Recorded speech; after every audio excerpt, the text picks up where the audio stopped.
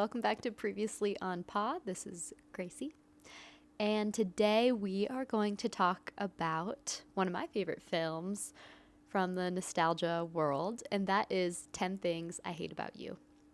This film is loved for many reasons. It's kind of a cult classic. It's very reminiscent of the 2000s, but what we're going to talk about specifically is a character analysis. I'm starting a little series where I take some adaptations that I really appreciate and that I love and talk about what I think makes them so great. And I think for 10 Things I Hate About You, there are a lot of fun parts of this movie, but I think that the characters are really what put it over the edge. And I want to talk a little bit about why I think they do something unique in this story. So for those of you who don't know, 10 Things I Hate About You is an adaptation of Taming of the Shrew, which is a Shakespeare play. And this play, I don't know if I would say it's a little bit of a lesser known Shakespeare play. I don't feel like people read this one as much in school, but essentially the plot of Taming of the Shrew is the same as 10 Things I Hate About You, which is that there is a woman who is, by society standards, kind of undesirable. She just has a very strong personality, very stubborn, sort of not keeping with like the feminine norms of the time period to be agreeable and quiet and all these things.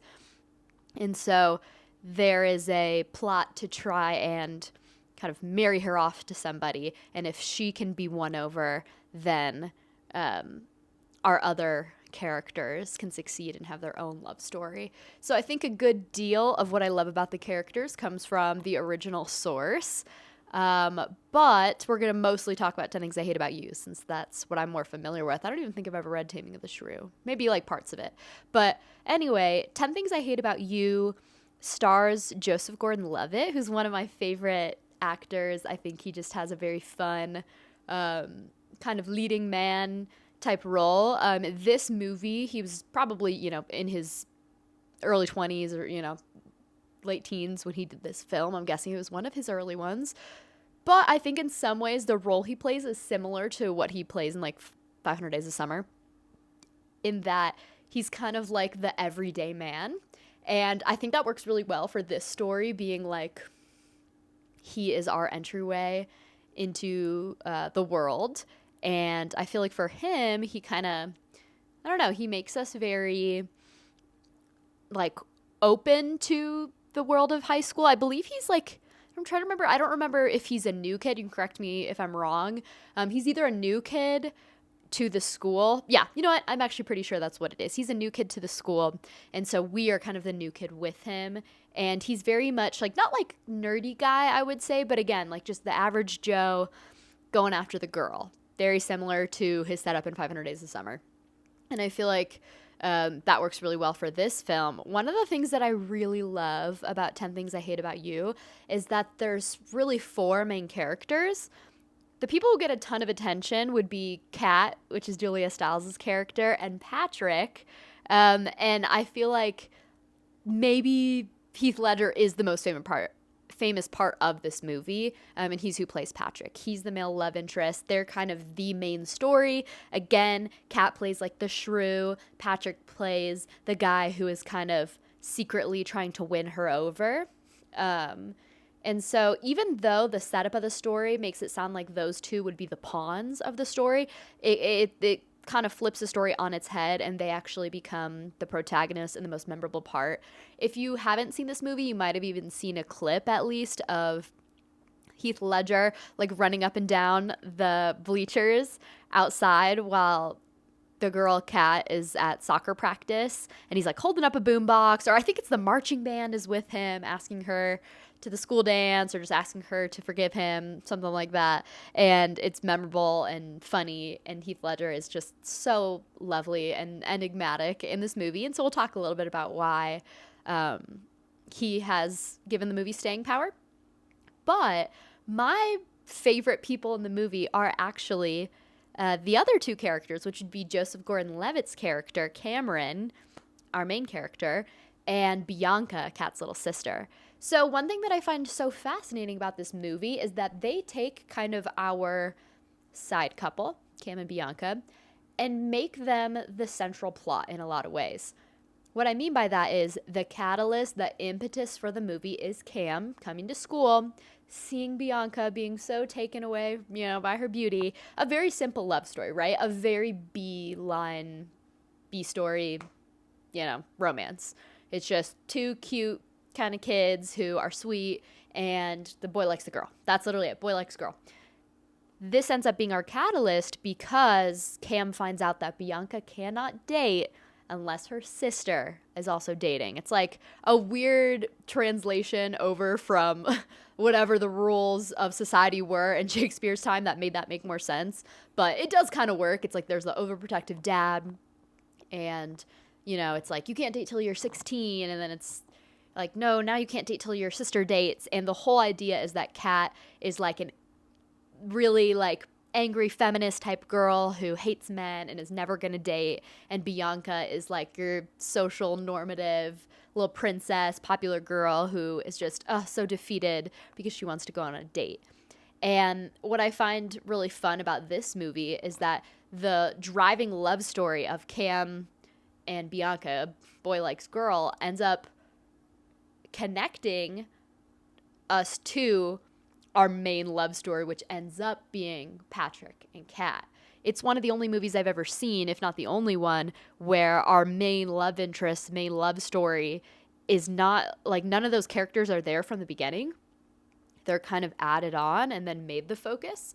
And to me, that makes the characters so much stronger because I kind of talked a little bit about this in my Logan video on Gilmore Girls. I just feel like I'm always that person that's drawn to the side characters. I'm always liking the simplicity of the romance in like a coming of age story or a nostalgia TV or movie story.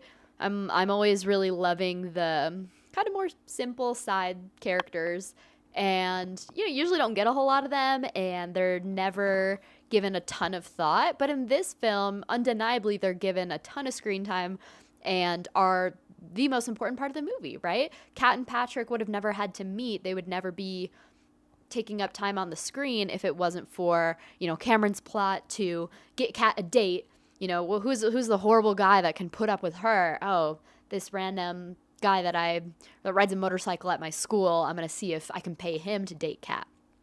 Right? And all of a sudden, all four of them are in the mix and they all know each other, and it feels very, very Shakespearean in the way that, there's lots of miscommunications and back and forth, but it also, I just think, serves a story where every character is kind of impacted by the decisions that are being made, instead of just A, love story, random best friends over here, B, story, which I feel like tends to be the case, and then I'll just end up liking that side story for the couple minutes that we get. And this is one of those movies where I feel like it makes so much sense that I love Cameron and Bianca. One of my favorite things to quote is the part where Cam and Bianca are in the car, and he's done and put in all this work so he could ask her out on a date.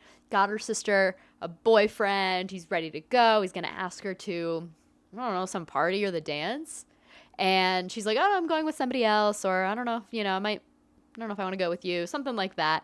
And he all of a sudden, like, finally loses it. Like, he's finally his true self and not putting on some demeanor. And he's like, I learned French for you. And it's so funny because in all of the earlier scenes, the only way he's been able to spend time with her is that she needed a French tutor. So he's been pretending like he's been going ahead of time, learning the French, and then showing up to their tutoring sessions and teaching it to her. And so it's just this, like, again, kind of epitome of like the silly, chivalrous, but also like weirdly unrealistic and maybe kind of problematic setup that I feel like was so popular in the 2000s, of this just like romantic guy who will stop at nothing to get this girl who maybe doesn't like him. In this case, again, the story is pretty simple and she ends up falling for him, and I think it's very sweet, and I think it's a nice little pair that is such a foil to the combativeness of Kat and Patrick, this tough girl, tough guy. I think it balances out really well.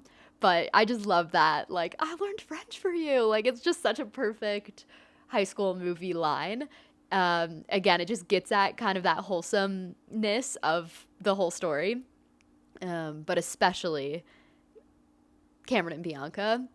The other scene that you might know is when Kat is reading her poem. And this is sort of where the title of the movie comes from, 10 Things I Hate About You. It's kind of all about how, she hates him, but she loves him, and her heart is broken by Patrick, and so she writes a poem and has to share it with the whole class. And I think it's a sonnet. If not a sonnet, it's, again, supposed to be some kind of Shakespeare callback to be like, hey, by the way, this is an adaptation. I love adaptations. Mostly, I think, because I think the writing just tends to be strong because you're taking it from a great source material that people have passed on for, decades and decades and centuries and whatever. But I also think an adaptation is so fun because it tends to get at what is like really human and what actually does transfer over no matter the time period. So I feel like you end up getting a movie where the time period feels really like pulsy. It's like, this could only be the 2000s, right? Like, this is such a 2000s movie because the original source material is kind of staying the same. And so what you're changing is the atmosphere of the story. And I just love the idea of like a really good story, a really good human emotion story. It can be translated to any setting and it would still make sense. And I think that whole idea of, being a difficult person to fall in love with is something that transcends, it's not just something from Shakespeare's time. Just because we don't call somebody a shrew anymore doesn't mean that that doesn't still play. So I think that's really fun, and I feel like it's one of those stories where, again, you watch it and it feels like this is so itself. There's nothing else it could be. And the characters, though, feel kind of timeless. Like, even though Cameron is very much that 2000s dream boy persona, I also feel like he is the everyman, and that you could watch his story unfold and like anyone would relate to that feeling of like he just sees her and immediately he is so drawn in. Like, it's like this, again, really lovely coming of age moment where he just sees her and all of a sudden loves her. And then later down the story you get this kind of growth moment where he's like, is she even worth it? Is she even like a nice girl? Like, why I worked so hard to get here and for what?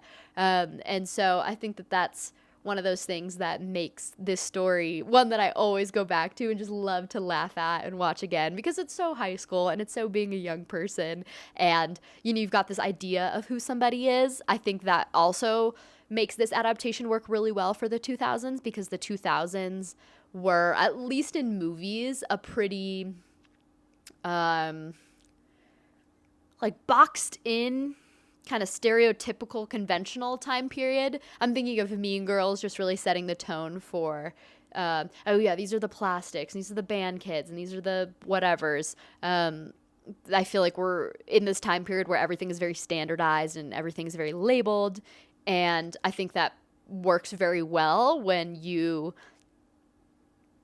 add in all of Shakespeare's ideas of what a society was like.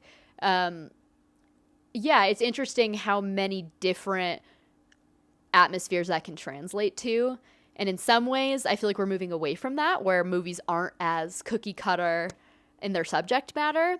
And I think that's good, and I think more nuance is great. But what I think this movie does is it takes a pretty cookie cutter setup and then shows you the nuance. Yes, Heath Ledger is like the bad boy or whatever, but you end up seeing such a gentle side from him. Same with Kat. She's very aggressive, but then you see this very hurt side of her when she's reading the poem. You see the silly side of Heath Ledger when he's trying to win her back. And then you even see, again, some of the more seriousness of Bianca and Cameron when they have to really have their heart-to-heart, even though it does start with I learned French for you. It's this very real moment of like, is this person the person I really want to be with? I love spending time with this person, but I don't really know how it's going to pan out. And so for Bianca, it's kind of a wake-up moment of, wow, this person really is somebody I love spending time with. And for Cameron, it's kind of like a throwing in the towel moment until he's won over later on. So all of the characters go through a bit of an evolution. And again, they're kind of impacting each other's choices because Cameron and Bianca need to keep Kat happy. And so they're kind of playing into Patrick and his schemes. And then, there's like all these tropes in the story because then it's like, fake dating, I guess, because Patrick is being paid to hang out with Kat, and so there's the real love blossoming, and then there's the fake story, and then there's Cameron, kind of trying to set all this up so he can get with Bianca, but then Bianca actually wants to be with somebody else. So again, full of hijinks and very, youthful of a story. But I think the characters make this story so different from just like again, not to trash on it, but just like a She's All That, where you just have like one main storyline and somebody's tricked into dating somebody and that's it. Still a funny movie because it takes you back to that time period, but this one has so much heart to it and it's so sweet, and it ends up being, again, way more wholesome and meaningful look at who you are in high school and who you actually are that nobody sees. Yeah, just really fun. Also, the start of this movie has this awesome needle drop. What is it? It's the theme song from Freaks and Geeks. It's like like Reputation, My Bad Reputation. Yeah, that song. And it's just perfect. It's Kat, like, in her convertible or whatever she's driving, like, blaring the music and just not giving a care to the world about how she's coming across. And again, that was very countercultural, which in some ways is, to me, like, every 2000s lead was like that. So how countercultural was it? It was kind of like a fake attempt at, see, women have all the power here. But again, I still like it because it was refreshing, I'm sure, at that time, even though now it reads a little bit like, oh, we've done that before. She's just a fun character. And I love how Bianca is not just, like, at the end of the day, pitted as this, silly, stupid, vapid girl. She is still a foil to Kat, but I think they both end up learning something from this in the same way that Patrick and Cameron kind of become friends, and they're both really great characters, but very different, and that's okay. And I feel like the film is kind of embracing that idea, that everybody at the end of the day kind of wants the same thing, even if we all present it differently and we all try to make people see us a different way, that when it comes down to, there's someone you like, there's someone you care about, everybody kind of melts. Everybody kind of becomes, and, just, I don't know, I guess excited's not even the right word. It's more like you just, it kind of covers over everything else, right? Like, it kind of redefines who you think you are in high school. And so just such a fun movie. And I just love an adaptation because I don't know, I'm just like an English and lit person. So it feels like those stories always have a little bit extra meat to them. There's always like little Easter eggs or callbacks to the original source material. And I love the idea that, I think most of all, that a story that has been revered and has been given so much time and cared and been acted out and translated over could be one that could be for teenage girls as well, right? The fact that someone made 10 Things I Hate About You based on a Shakespeare play just, to me, gives so much credence that these ideas are universal. And in fact, maybe even more specifically than that, is that they might appeal and relate to high schoolers more than anybody else, and high school girls more than anybody else. And I just think that's so lovely. And I think that I think it's always a good thing when there are more stories that are for young people and for young people to learn and kind of understand how their experiences are important and are teaching them things, rather than just acting like they're silly and glossing over them and only kind of revering a very certain kind of adult content. I think that this is one of those stories that I remember watching as a teenager and being like, this is totally how I want to see my high school experience. This is totally a narrative that I would love. The way that Shakespeare writes, it's not so bad. This is just, we can all laugh about it at the end of the day. And so I do think the sense of humor really, it doesn't downplay any of the story or make it feel dumb. I think it actually kind of enhances it and says these ideas, while silly, are very meaningful, and a lot of meaningful things in life, like growing up, like being in high school, are silly, and that's okay. That doesn't mean they're not meaningful. So I think these 4 characters do have depth to them. They do have nuance to them, even though when you first kind of start the movie, you get this bad boy, tough girl, popular girl, new kid, these 4 quadrants, these boxes that they're put in. And then now that I've seen the movie a million times, I'm like, I I don't see it that way at all. I actually see a movie that really holds up and stands the test of time. So, hope you enjoyed this video and come back for more because up next we are talking. Which one are we doing next? Aha. Up next, we are talking She's the Man. Thanks, guys.